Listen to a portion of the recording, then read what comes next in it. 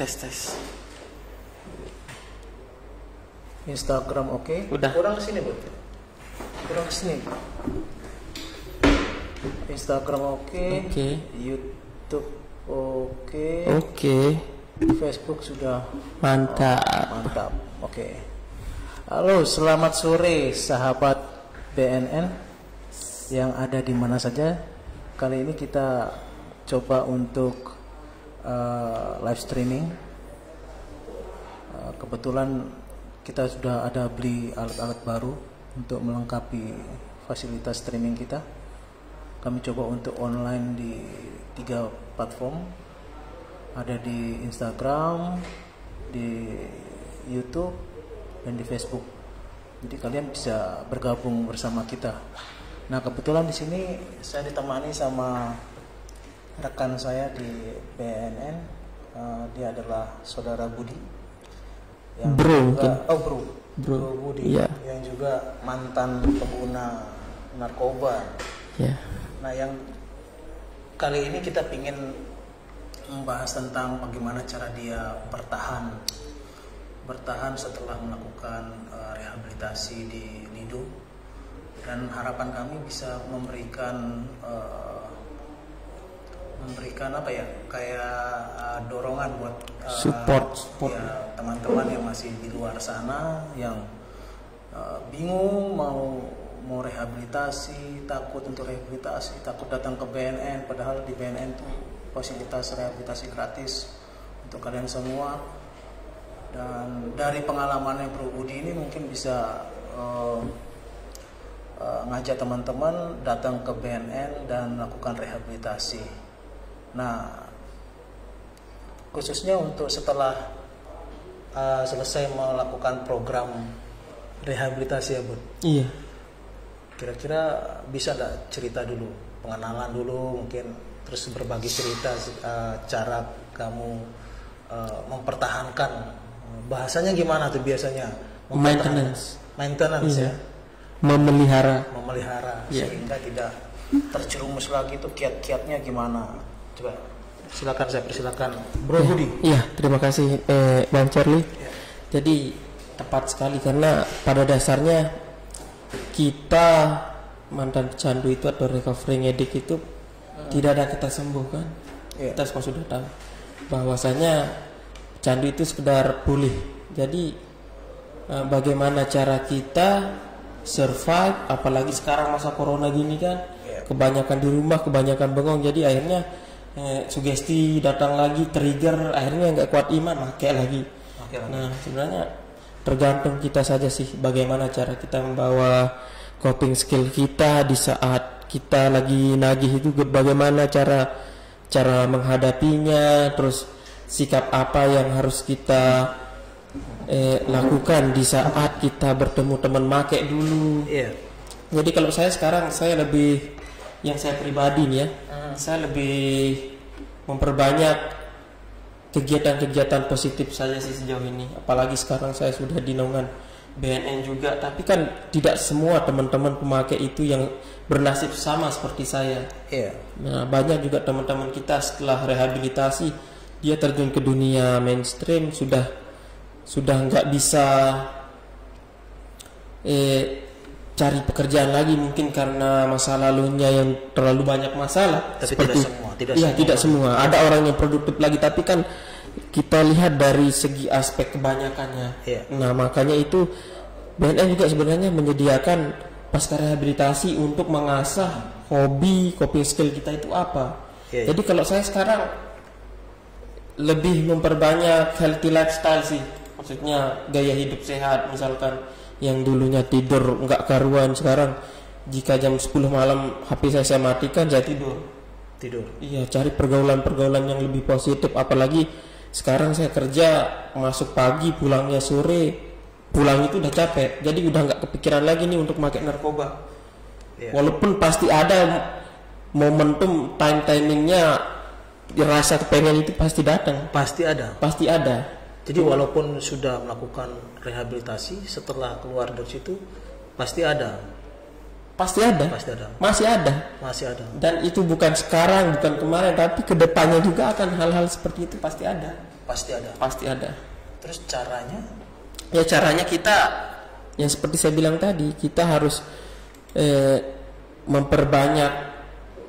Mungkin bagi orang yang ya, yang awalnya mendekatkan diri pada Tuhan sih. Pertama itu. Mungkin itu sebagai pegangan aja supaya nggak salah kan. Walaupun ya saya pribadi juga belum terlalu giat mengerjakan agama lah gitu. Tapi setidaknya kita melakukan hal-hal positif dulu lah. Maksudnya kita perbanyak hal-hal positif yang lebih bermanfaat. Atau juga nanti daripada kita bengong, ujung-ujungnya trigger pengen makan lagi. Iya. Jadi kalau saya itu ya trigger itu bahasa baru nih. Trigger itu apa ini kira-kira? Trigger itu dia bernostalgia lah istilahnya. Jadi dia mengingat apa ya rasa enak narkoba itu seperti apa. Jadi dia mengingat rasa itu datang lagi, rasa yang lama timbul kembali lah. Rasa itu. yang pernah ada. Rasa yang dulu pernah ada. Jika kita ibaratkan kita sudah punya mantan. Ya. Misalkan mantan kita ini pernah menggunakan suatu bau-bauan atau aroma parfum. Nah terus kita di tengah jalan lagi pakai motor, bau yang sama itu lewat. Pasti itu bukan bau, harum. Ya. Wewangian itu lebih tepat ya, terima kasih. Wewangian. Jadi kita di atas motor misalkan kita di jalan lingkar nih, lagi galau nih, lewat wewangian mantan kita yang dulu. Teringat jadinya pengen ketemu, apalagi kalau masih cinta, bahaya. Itu makanya Oh gitu. Jadi hal-hal begitu itulah istilahnya trigger. Jadi keenakan narkoba itu dia keinget lagi, masa rasanya itu dia keinget lagi. Jadi dia akan bernostalgia, dan bagaimana cara menyikapinya itu ya 3 second to split, maksudnya. Nah ini jelasin 3 second to split. Sebenarnya itu banyak sekali istilahnya di saat kami rehabilitasi dulu. Jadi ya cepet-cepetlah hapus diri dari perasaan itu, cepet-cepet tarik diri dari perasaan itu. Jangan ingat enaknya saja. Kalau saya misalkan saya ini lagi bengong tiba-tiba trigger, ya saya ingat juga bagaimana penderitaan saya dulu. Bagaimana penderitaan orang tua saya, stigma dulu. Jadi jangan enaknya saja yang kita ingat. Jadi dampak buruknya yang dulu pernah merenggut kebahagiaan itu juga perlu kita ingat. Nah kita sapa dulu, tunggu sebentar. Tadi masih 3 second to split ya. Iya. Kita tahan dulu, kita sapa dulu. Ada teman-teman kita yang di Instagram, Bud. Kita nggak bisa nge-wave tangan aja ya. Iya. Mudah-mudahan suara kita terdengar karena mic-nya agak jauh juga di sini. Iya. Itu teman-teman Instagram, ada juga di Facebook, ada Bu Nur Hayati. Semangat adik-adik BNNP NTB. Wah, terima kasih. Terus ada Ahmad Satria. Mantap lah, mantap. Harus mantap Satria. Harus mantap. Kita juga live streaming di YouTube. Di YouTube ini masih kosong ya, masih kosong dan kosong banget kayaknya. Iya. Ya nggak apa-apa. Kita akan coba terus untuk mengajak teman-teman, memberi informasi informasi biar semangat untuk pulih dan datang rehab ke BNN. Nah, kembali ke Bro Budi. Iya. Bagaimana 3 second to split? 3 second to split. Apa? 3 detik. Nah, coba Anda 3 detik untuk melarikan diri. Iya.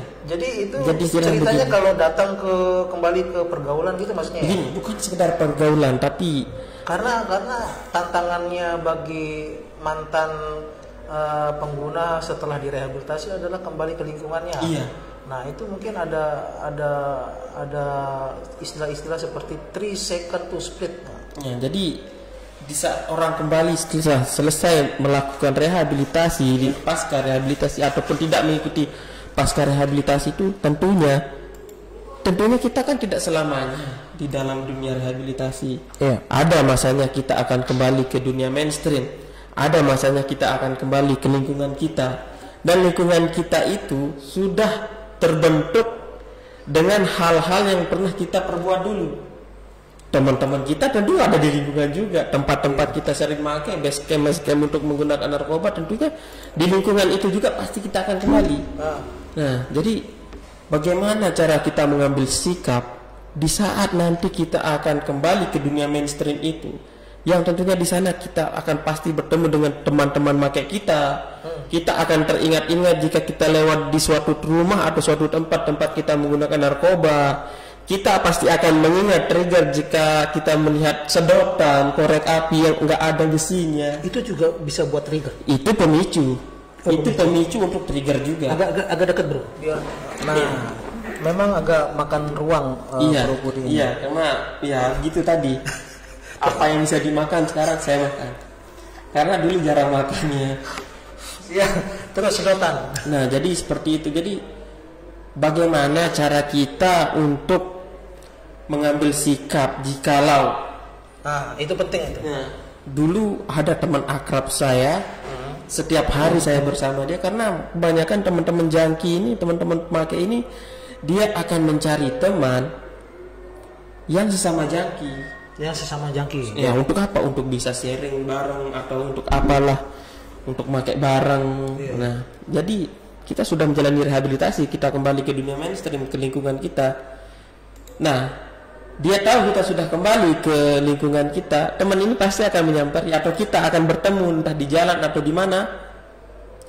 Nah, jadi treatment apa yang harus kita pergunakan jika hal itu terjadi ya harus pintar-pintar mengambil sikap. Karena kalau kita terus berkomunikasi atau hal demikian yang kita lakukan tanpa 3 second to split tadi, bisa-bisa kita akan terjerumus lagi seperti yang sudah-sudah.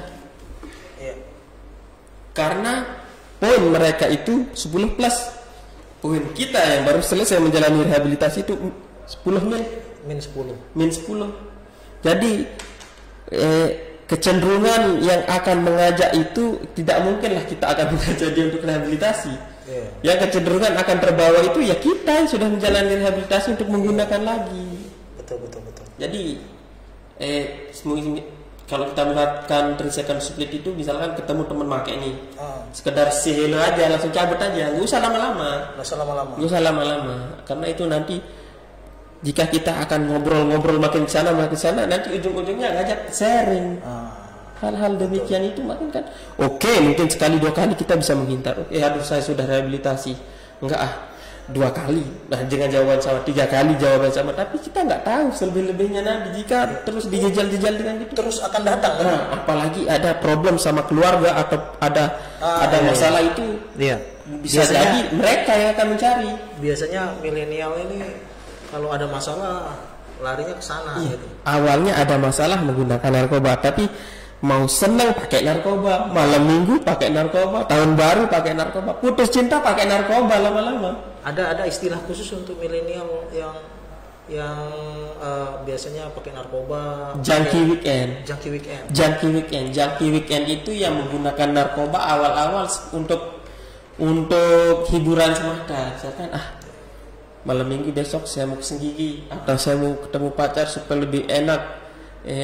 Merayunya pakai sabu dulu, itu namanya junkie weekend. Tapi junkie weekend ini bang, lama kelamaan dia akan berpola juga nanti karena kebutuhan dalam tubuhnya itu ya akan terus menambah. Sekarang sekali seminggu aja makanya, lama kelamaan 2 kali seminggu, 3 kali seminggu. Kayak dosis ya. Iya. Jadi kalau saya dulu awalnya tuh saya pakai paketan 200.000 tuh sedikit, tapi itu bisa saya pakai 3 kali. Itu udah nggak habis, enak sekali nih. Tapi semakin saya pakai ternyata semakin banyak yang harus dibutuhkan. Badan itu minta terus. Malah kok makin kesini kok 1 gram itu sekali duduk. Pakai sekarang sampai besok segini juga pakai. Gitu. Jadi nggak keluar terus pegangin HP nggak jelas 24 jam. Nggak bisa tidur, nggak bisa makan, nggak bisa apa-apa. Jadi yang awalnya sekedar make aktivitas ibadah itu junkie weekend, tapi lama kelamaan make semua jadinya polanya. Gitu. Jadi yang awalnya kalau junkie weekend itu make hiburan, pacar, keluarga, aktivitas make misal malam minggu. Nah ini jadi lama kelamaan dia kan make semua. Lebih baik jangan mencoba. Iya sih. Kalau mencoba ya nambah terus. Iya. Nah itu bagus solusi 3 second to split. Iya. Jadi untuk teman-teman yang memang sudah sudah terlanjur, itu bisa diterapkan itu. Iya, jangan kita tes power lah istilahnya. Tes power. Iya. Apalagi tes kekuatan. Tes kekuatan. Nah, banyak yang terjadi keluar rehab ingin membuktikan pada keluarga bahwa saya ini sudah rehabilitasi. Saya yakin saya pasti bisa. Bukannya temannya yang mendatangi dia, tapi dia yang mendatangi temannya. Ya mohon maaf sok pahlawan atau apa. Ujung-ujungnya itu pakai lagi. Kita nggak boleh tes power, tes kekuatan itu kita nggak boleh. Nggak usah lah tes kekuatan. Masalah pemulihan ini bang, recovery is selfish istilahnya. Pemulihan is selfish. Recovery itu mementingkan diri sendiri. Jadi masalah orang lain nanti dulu lah. Yang penting bagaimana cara kita dulu yang selamat nih. Itu istilahnya.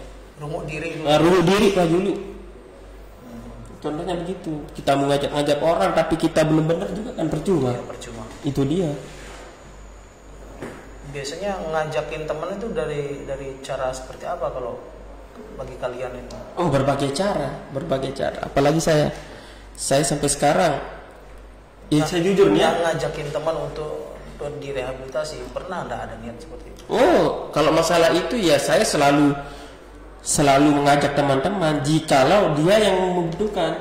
Saya tidak mau ucup-ucup saya pergi ke rumah dia terus saya mengajak-ngajak dia, enggak. Karena sebenarnya rehabilitasi itu tidak bisa dipaksakan. Kalau dia datang ke rumah saya, misalkan dia merasa kesulitan suatu hari nanti terus menghubungi saya, itu juga sudah tanggung jawab saya untuk mengajak dia, untuk membantu dia. Tapi kalau yang mendatangi dia tanpa dia minta atau ucup-ucup saya langsung ke rumahnya, jangan dulu. Saya nggak mau. Saya nggak mau beresiko. Nanti dia make, saya ke sana, saya trigger, make di sana kan susah. Bisa bahaya. Ya bisa bahaya. Bukannya kita mau mengajak orang kita yang terjerumus. Saya tidak mau. Relapse. Harus rehab.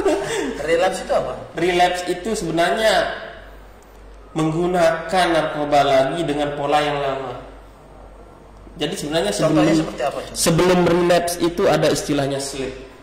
Orang yang sudah menjalani rehabilitasi atau teman-teman yang sudah tidak pakai dalam jangka waktu yang lama. Soalnya saya ini 3 tahun nggak pakai.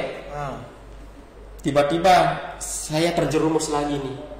Ada suatu momentum, misalkan ada suatu permasalahan yang mengharuskan saya tidak bisa survive. Ternyata saya pakai lagi. Nah, itu namanya slip. Jika gimana? Slip, misalkan saya sudah 3 tahun nggak pakai. 3 tahun. Tiba-tiba ada problem dari internal maupun eksternal keluarga atau masalah diri sendiri. Tiba-tiba saya terjerumus nih, pakai sekali. Itu namanya slip. Slip sekali. Pakai sekali. Iya, pakai sekali. Ingat itu teman-teman, pakai sekali setelah libur slip. Ya, setelah menjalani rehab atau setelah tidak pernah pakai sekian lama itu. Ya, tiba-tiba pakai lagi, itu namanya slip. Slip ini masih bisa kita maklumi lah di teman-teman rehab. Oh ya? Misalkan teman yang slip itu masih kita bisa berikan dia support lagi. Sebenarnya teman slip juga teman apa? Oh gitu ya, diberikan support juga. Iya, dia terjatuh lagi ya kita harus bantu lagi. Berikan semangat bahwa pelarian kamu yang kemarin itu salah loh. Nah, beda dengan relapse. Relapse ini, misalkan nih saya sudah 3 tahun tidak pakai, tiba-tiba pakai lagi dan enak, pakai udah berpola seperti dulu, itu namanya relapse. Dan itu sudah harus rehabilitasi lagi, harus clean up istilahnya. Clean up. Itu handphone berbunyi. Oh iya. Matiin dulu. Dari darling. Jadi istri saya itu sudah sudah bersuami ya? Sudah bersuami. Oh, ini ternyata menawarkan pinjaman tidak berguna. Oke, kita sapa dulu teman-teman kita yang di Instagram. Belum ada pertanyaan, boleh ya buat teman-teman yang di YouTube silakan bertanya. di Facebook dan di Instagram. Cuman Instagram tidak bisa kita lihat. Iya, mohon maaf itu juga dia landscape gitu ya, karena kalau berdiri begini cuman satu aja yang iya, kelihatan. cuma poster aja gitu. Itu di Facebook tuh ada Hadi Lokoboy. Halo Hadi Lokoboy. Halo Adi. Mantap infonya nih. Ya, terima keren. kasih. Ya, ini kita coba untuk memberikan informasi-informasi buat teman-teman di luar sana yang masih takut untuk datang ke BNN rehabilitasi, silakan. Semoga informasi-informasi dari Bro Budi ini berguna. Nih kita lihat Bro Budi ini badannya sudah subur ini. Ya sekarang karena mungkin kalau dulu jarang makan, sekarang apa yang bisa dimakan ya dimakan. Dulu nggak bisa makan ya? Nggak bisa. 3 hari. Ya 3 hari, 1 minggu nggak makan. 1 minggu pantas kurus ya. 1 minggu. Jadi di rehab itu terus dikasih makan makanan yang bergizi, dikasih susu, dikasih roti. Enak sekali kayaknya. Iya, memang begitu pola rehabnya sekarang. Jadi negara sudah menyediakan. Bayar. Oh, itu gratis. Rehabilitasi di BNN itu gratis. Rehabilitasi di BNN itu gratis tuh guys. Tidak dipungut sepeser pun. Ayo rehabilitasi. Iya, kalian harus rehabilitasi. Saya menjelaskan itu ya mungkin Anda tidak akan percaya. Tapi ingat, BNN itu bukan sekedar menangkap, BNN itu bukan sekedar mengejar bandar, bukan sekedar menembak, tapi sebenarnya di BNN itu juga menyediakan untuk rehabilitasi. Itu yang paling utama. Ini kita baca di kepala saya miring ini, saya baca di Instagram nih dari Feby 27. Mas, aku positif jomblo. Itu masalah Anda. Kalau positif jomblo itu masalah Anda. Siapa suruh kamu jomblo? Ini dia dulu jomblo. Sekarang sudah tidak bisa lagi. Tidak bisa lagi. Nah, bercanda itu Mas Feby. Mas Feby ya? Feby atau cewek atau cowok nih? Itu masih kami toleransi positif jomblo. Tapi kalau positif narkoba itu kami cari. Oke, good. Kita kembali lagi. Oke, bercanda. Sorry kadang kalau ketemu sama di situ ya, kalau bertemu ini tidak bisa. Harus bercanda. Wak. Feby, Anda tertawa lagi di Instagram. Iya, nanti kami cari. Kalau Anda positif narkoba. Positif narkoba dicari. Makanya, jangan jomblo. Iya. Nah, kembali lagi. Jangan kita bercanda terus. Oke, serius. Itu setelah 3 second to speed, ini mantap ini kayaknya bisa dipakai sama teman-teman yang masih ada di luar sana. Sebenarnya terlalu banyak istilah unwritten philosophy. Tunggu. Saya potong, maaf. Apa hal yang terberat setelah kamu selesai melakukan program rehabilitasi? Hal yang terberatnya itu ya kepercayaan dan stigma masyarakat. Contohnya, kasih jelas. Satu, stigma itu sudah melekat pada diri seseorang yang bertindak kriminal. Sebenarnya kita harus sepakat dulu nih, narkoba. Jadi narkoba itu kriminal apa tidak? Menurut saya pecandu. Iya. Kagak. Di mata hukum itu kriminal.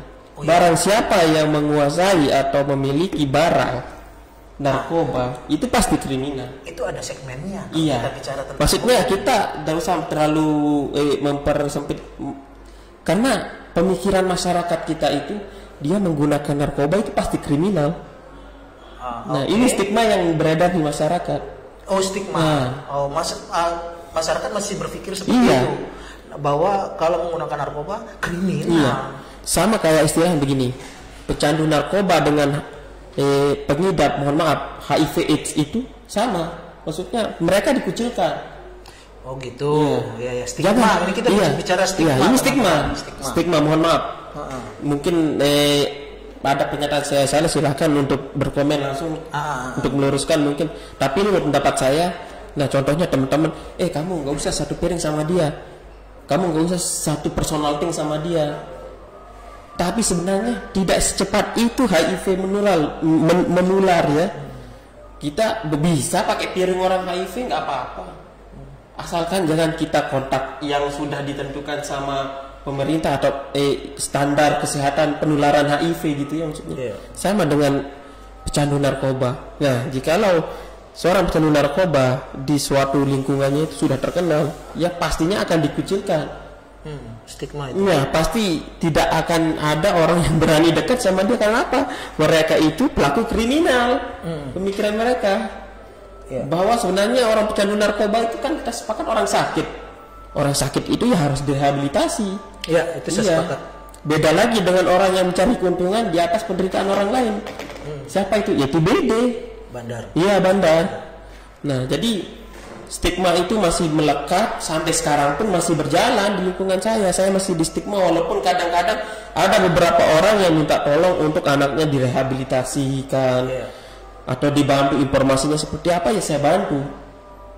Nah, jadi yang paling saya rasakan dari penggunaan itu ya stigma sama kepercayaan. Stigma itu yang demikian tadi. Jadi di lingkungan itu sudah dikucilkan begitu. Nah, kita ke kepercayaan. Seberapa parah kepercayaan itu hilang? Oh, sudah nggak ada lagi kepercayaan. Sudah tidak ada lagi kepercayaan. Nah, ini dia. Kepercayaan ini kadang teman-teman pengguna narkoba itu dia suka berbohong. Ya, itu sifat jangki. Itu sikap. Karena mungkin keadaan atau entahlah apa saya juga tidak tahu permasalahan teman-teman di luar sana, tapi yang saya rasakan sejauh ini masalah kepercayaan itu ya karena gini. Kita diketahui make oleh orang tua, hidup hancur, minta duit, minta ini itu, jual ini itu, jual motor, jual apa yang ada. Pasti. Minta maaf, melakukan hal yang sama lagi, minta maaf lagi, melakukan hal yang sama lagi. Berbohong. Ya tentunya orang tua atau kerabat kita ya sudah pasti engah dengan pola-pola demikian. Jadi mereka sudah tidak akan percaya lagi. Sudah tidak percaya. Iya, karena sering berbohong demikian. Jadi kalau itu dia banyakkan teman-teman selesai rehabilitasi dia tuntut kepercayaan kepada orang tuanya, saya sudah rehabilitasi, itu nggak bisa. Jadi kita nggak bisa menuntut keluarga atau kerabat kita dengan ucup-ucup kita rehabilitasi terus kita minta kepercayaan lagi. Ya kita nggak bisa minta kepercayaan itu yang hanya kita menjalani rehabilitasi 6 bulan, sedangkan masalah berapa tahun yang Anda buat orang tua kecewa. Jadi itu tidak akan bisa terobati dengan Anda rehabilitasi 6 bulan dengan perbuatan yang pernah Anda lakukan sekian tahun kemarin mengecewakan orang tua. Terus jadi caranya? Ya caranya dengan pembuktian.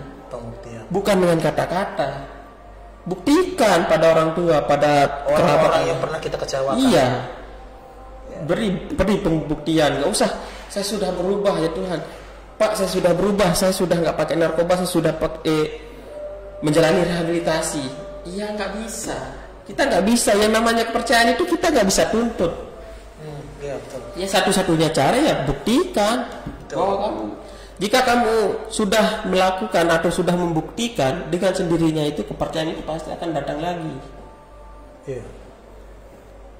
Wah, berat ya? Ini sangat berat dan itu kita bangun dari selesai rehab sampai sekarang. Dan itu pun walaupun kadang-kadang ya saya pribadi juga kadang-kadang karena begini, selesai rehabilitasi itu tidak sekedar relapse itu menggunakan narkoba. Sebenarnya ada relapse yang lain lagi, relapse attitude istilahnya. Nah, kadang saya juga sering relapse attitude. Contohnya, saya tidak pernah menggunakan narkoba, cuman ada pola-pola lama yang sudah berpola seperti orang menggunakan narkoba. Kadang saya insomnia, nggak bisa tidur. Jadwal tidur ngacak sudah, nggak keruan. Terus suka bohong, nggak tepati janji. Relapse. Itu relapse. Tapi dia tidak menggunakan narkoba. Relapse attitude itu masih bisa dibantu sama teman-teman. Diingatkan. Jadi kalian tetap membutuhkan dukungan dari teman-teman juga. Selamanya. Itulah gunanya rehabilitasi itu kan sebenarnya saling menguat. Ada kelompok. Iya, kami di sana dikelompokkan. Jadi setiap hari. Maksud saya kalian ini membentuk kelompok komunitas di luar kegiatan sehari-hari. Tetap. Jadi di sana teman-teman bisa mengeluarkan unek-uneknya, saling mendukung, iya, kita saling curhat, dukung, langsung curhat. Iya. Teman-teman saya kemarin, iya, apa namanya, relapse yang di bawah relapse, slip. iya. Saya slip ngomong juga. Iya, gitu. nanti mungkin teman-teman bisa memberikan masukan untuk teman kita yang sedang kehilangan jati dirinya atau yang sudah relapse ini supaya dia tidak mengulanginya lagi. Kalau sekedar relapse masih kita bisa push, masih kita bisa berikan awareness gitu, peringatan bahwa kamu pakai itu salah. Nah, tapi kalau teman-teman yang sudah relapse itu harus mengikuti clean up. Itu harus mengikuti rehabilitasi ulang lagi. Itu apa nama komunitas itu? Komunitas itu teman-teman yang banyak sekali komunitas sebenarnya. Bagi teman-teman pecandu narkoba yang ingin berubah itu ada namanya aftercare, ada namanya NA meeting. Itu Rehab Batam. Iya, Di Instagram semangat dari Loka Rehabilitasi BNN Batam. Iya. Terima kasih Hai, banyak. Loka Rehabilitasi Batam. Jadi Ada. Jadi di Batam berbicara masalah tentang rehabilitasi itu sebenarnya bukan sekedar BNN Lido aja. Tidak. Di Batam ada, Tanah Merah. Iya, di Tanah Merah ada, Kalianda ada, di Lampung ada Loka Rehabilitasi Lampung ada. Budi di Saya kebetulan di Lido. Sebenarnya mereka itu sama ya. Nah, cuman kita Indonesia bagian mananya itu ya mending ya dekatnya ke sana ya kita ke Lido. Tapi pasti gratis. Semuanya gratis. Enak ya. Ya enak lah. Mau apa lagi bang? Pecandu tinggal datang ke BNN, di assessment, terus dikasih apa namanya? Cek ini, cek itu, maksudnya cek kesehatan, cek kadar makanya gimana, itu assessment. Nah dia rencana terapinya gimana? Apakah dia cocok rawat inap apa rawat jalan?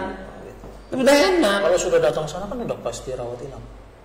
Iya, tapi kan yang menentukan kita di BNN provinsi, BNN setempat, gitu. BNN kota. Nanti jadi tahapannya kalian datang ke BNK atau BNP dulu terdekat. Iya, sebenarnya bisa juga mereka langsung ke sana, cuman kan kita harus kasih informasi dulu supaya mereka tidak gagal paham nanti sampai sana. Iya. Bahwa ternyata beda dengan apa yang saya pikirkan. Nah, jadi kita harus berikan edukasi dulu yang apa ya tugas kita di daerah ini untuk memberikan edukasi. Jika dia memang menggunakan narkoba dan harus dirawat inap, ya kita referral dia nanti ke tempat-tempat rehabilitasi yang sudah ditentukan oleh BNN. Contohnya ini salah satu yang di Batam tadi. Bagi teman-teman yang di sekitaran Kepulauan Riau bisa rehabilitasi di Batam, enggak seharusnya ke Bogor. Itu dia bang. Betul. Jadi itu tentang rehabilitasinya. Iya.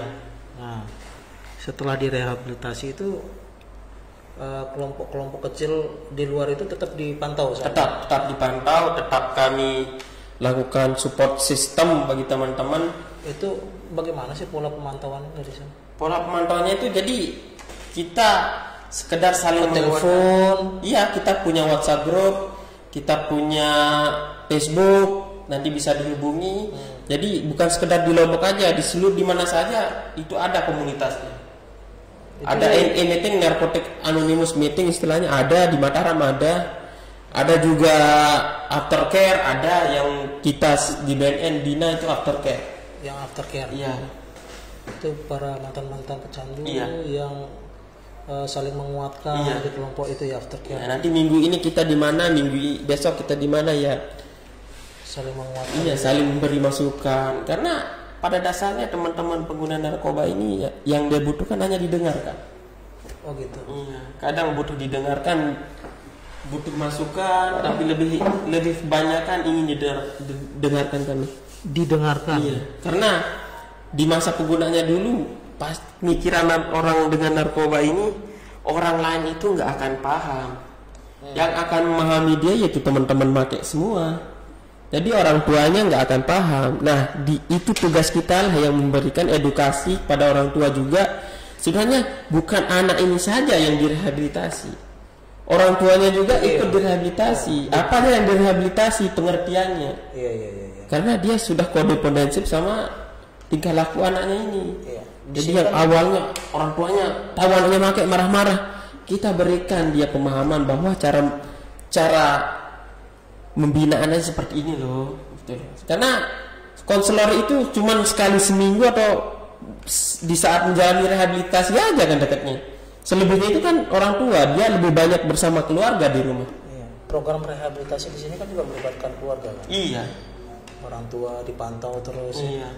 Jadi supaya orang tua tidak menekan, tidak mengejudge anaknya atau keluarga. Jadi sebenarnya mereka butuh dukungan dan itu tugas kita, tugas keluarga juga untuk mendukung. Jangan sudah berbuat, orang ini orang sakit, terus Anda semakin mengucilkannya, makin mencari kesenangan dengan cara dia. Iya. Nggak bisa. Nah itulah salah satunya kenapa mereka suka mencari-cari teman make. Karena teman make ini ngerti loh apa yang di posisi dia, dan itu sebaliknya. Jadi teman-teman yang tidak menggunakan narkoba itu lebih banyak pasti akan dinasihati nanti apa, tapi sebenarnya bukan nasihat yang mereka butuhkan. Bukan nasihat, tapi support. Support sama nasihat itu berbeda. Beda. Iya. Ada orang yang suka dinasihati, ada juga yang enggak dinasihati kan? Iya, apalagi yang lagi menemukan jati diri seperti Iya. Remaja yang milenial. Iya. Karena masih ada orang yang beranggapan dengan menggunakan narkoba itu level dia lebih tinggi daripada orang yang tidak menggunakan. Oh ya? Iya, ada beberapa, tidak semua orang berpikiran gitu, tapi ada. Kamu tahu apa sih? Kamu mainnya sampai mana? Saya udah pakai narkoba. Ada orang yang demikian. Itu sebenarnya pemahaman yang salah. Nah, Bud, ini kita sudah 30 menit ya. Iya. Di YouTube, di Facebook, dan di Instagram. Kalau ke Instagram begini harus kepalanya. Oh iya. Lama-lama kengkang nanti. Saya kasih kamu tantangan. Kira-kira kalau saya kasih kamu punya penghasilan lebih, bisa tidak kamu menjaga itu? Nah, sebenarnya salah satu jadi tantangan itu ya duit. Uang. Banyak teman-teman yang gelap mata melihat duit, melihat uang. Kayaknya semua manusia deh. Iya, tapi orang lain mungkin gelap matanya melakukan hal yang tidak akan mencelakakan dirinya sendiri. Maksudnya mungkin beli smartphone baru, jalan-jalan, makan-makan, travel gitu. Beda dengan kami yang sudah menggunakan narkoba, dia akan beli narkoba. Nah, jadi sebenarnya kalau duit itu salah satu tantangan. Tapi ada orang juga yang sebenarnya enggak masalah sih, pen-pen saja. Tapi kalau saya pribadi, ya itu duit itu yang jadi tantangan. Jadi saya enggak. Caramu gimana? Memanage uang itu ya istri saya sekarang yang manage uang. Jadi saya cukup dijatahkan saja untuk makan tiap hari itu bagaimana? Karena kan teman-teman kita di luar ini kan menggunakan narkoba karena adanya duit. Iya. Kalau tidak ada duit, paling mereka berbuat kriminal ya. Ada beberapa yang mereka berbuat kriminal untuk membutuhi kebutuhan zatnya tadi. Motor gadai. Iya. Berbuat kriminal, gadai motor orang, jual barang berharga apa orang tua. Nah, kalau saya udahlah, kalau masalah duit itu urusan keluarga lah, urusan istri saya. Saya sekedar untuk makan, punya kuota udah cukup. Cukup ya. Cukup. Oke. Dan ingat, saya walaupun recovery addict, saya bersedia tes urin kapanpun. Harus itu sebenarnya. Karena itu untuk memantau apakah, karena memang begini, di dalam pekerjaan saya sekarang ini, jadi saya banyak flashback. Yang dulunya saya tidak sadari ternyata itu sudah berlaku lebih awal di keluarga saya.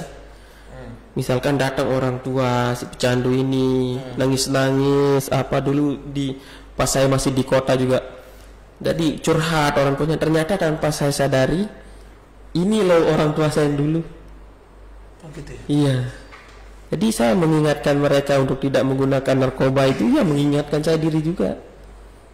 Saya mengingatkan diri saya sendiri. Masa saya mau ngomong kamu jangan pakai narkoba, saya pakai narkoba kan. Kadang suka, oh ternyata orang tua saya seperti ini loh dulu gitu. Iya, pasti. Udah capek dulu orang tua saya. Mungkin di segmen berikutnya bisa saya kasih tahu apa tindakan apa yang orang tua saya awalnya tidak tahu apa-apa, sekarang malah support. Ya alhamdulillah, puji Tuhan. Iya, berat ya. Berat. Tapi kamu bersyukur sekali sudah bisa melalui semua itu, dan ini belum selesai perjuangan. Belum selesai. Banyak loh bang. Di tempat rehab saya dulu orang sudah 10 tahun nggak make. Secondary namanya. Jadi secondary itu dia sudah menjalani rehab dulu, tapi masuk lagi rehabilitasi karena dia relapse. Jadi mereka sudah 10 tahun nggak make, tiba-tiba dia make dan sudah berpola, sudah habis. Mereka yang dinas protein ini udah habis, baru dia rehabilitasi lagi. Gara-gara apa? Mungkin ada masalah sama keluarga, batinnya nggak kuat, diajak sama teman-temannya nggak kuat, joya. Kepercayaan itu belum datang. Iya. Ini juga bukan jaminan, tapi ya semoga tidak terjadilah. Bukan jaminan saya sekarang ngomong begini. Kita nggak tahu nih nasib kita ke depannya gimana. Iya. Makanya perjuanganmu belum selesai. Iya. Intinya ya just for today aja. Oh gitu ya. Ya cukup hari ini saya tidak menggunakan narkoba, ya besok juga ya pikirnya begitu. Nggak perlu pikir panjang. Nggak usah pikir terlalu panjang. Yang penting hari ini kita tidak menggunakan narkoba, kita sudah berbuat hal yang positif hari ini, ya yang besok ya kita pikirin besok gitu. Kalau kita pikirin terlalu jauh itu. Dan ini memang diajarkan San? Iya, diajarkan. Iya. Ya. Cukuplah just for today. Hari ini kita nggak pakai narkoba, besoknya lagi, nggak usah. Besok juga. Jadi kita punya hari itu saja. Ya, daily time gimana, mingguan, tahunan itu kita sudah bisa jadwalkan. Tapi kalau untuk masalah penggunaan narkoba ya cukuplah hari ini kita nggak pakai, yang besok semoga kita nggak pakai lagi itu. Karena ini yang banyak teman slip jadi relapse karena mereka sudah terjebak di sana lagi. Ada salah satu klien saya juga tahun kemarin sudah menjalani rehabilitasi, sekarang lapor lagi orang tuanya bahwa anaknya pakai lagi, udah habis lagi. Karena dia nggak bisa dia nggak bisa melindungi diri dari lingkungan seperti itu. Dia terlalu percaya diri mungkinnya hingga dia tes power. Itu yang karena kamu bilang yang kamu masukkan tadi tes power itu gitu. Karena sempat kemarin saya ke rumah teman saya, Pak, bro, dia bilang, teman siapa? Teman pakai saya ajak dia rehab. Nah yang saya bilang tadi, ternyata klien saya ini itu pergi ke rumah teman-temannya yang pakai. Oke, sekali dua kali bisa, ternyata dia sudah pakai lagi sekarang. Dan dia udah jual apa yang orang tuanya punya, udah habis lagi. Jadi sebenarnya jangan, bagaimana ya bahasanya, masuk rehabilitasi bukan jaminannya Anda akan berhenti pakai narkoba gitu loh. Jadi banyak orang tua yang anak saya sudah saya rehabilitasi di BNN kok pakai lagi begitu. Banyak. Nah, jadi anggapan yang begitu sebenarnya itulah perannya orang tua. Iya, peran. Iya, jadi bukan setelah masuk rehabilitasi terus balik jadi seseorang yang baru begitu. Jadi sebenarnya dia orang lama, cuman yang sudah menjalani rehabilitasi, sudah menjalani treatment. Bagaimana kita harus bantu, harus kita support. Banyak masalahnya hal-hal yang menyalahkan. Anak sudah saya pergi ke BNN itu, tapi apa? Make lagi dia, hilang lagi, jual motor saya lagi gimana? Nah, itu sebenarnya komunikasi efektif itu yang nggak ada. Jadi jangan terlalu memberikan kepercayaan juga. Sering-sering konsultasikan sama konselornya. Sebenarnya buat apa takut ke BNN gitu loh. Teman-teman yang sudah rehabilitasi mari ke BNN, kita buat circle aman. Nah, circle aman apa? Jika nggak ada circle aman di tempat Anda yang buat. Itu loh maksudnya. Jika nggak ada teman-teman positif di tempat Anda bisa buat tempat-tempat positif sendiri. Iya. Tapi ngomong-ngomong, menarik sekali pembicaraan kita, ini sudah 44 menit ya? Iya, ini sudah waktunya pulang ya. Untuk masalah yang lain akan kita bahas di pertemuan selanjutnya, segmen berikutnya. Oke. Iya betul ya? Oke. Menarik sekali, banyak sekali yang berguna dari informasimu. Dan begitu aja kali ya. Jadi inti dari pembicaraan kita ini kayaknya yang bisa diberikan kepada teman-teman itu adalah 3 second to split ya. Iya. Itu bagi kalian kalau sudah ada niat untuk berhenti menggunakan narkoba, awali dari itu. 3 second to split.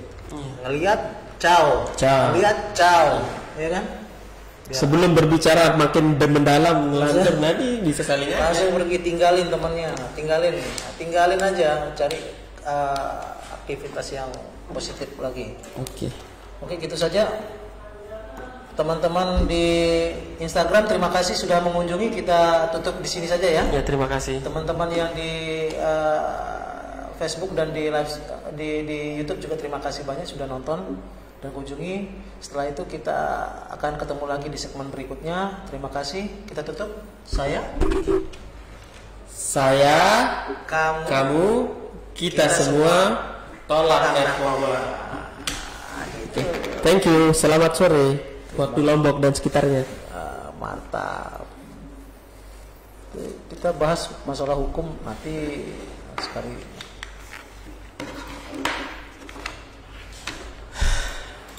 Udah jam pulang.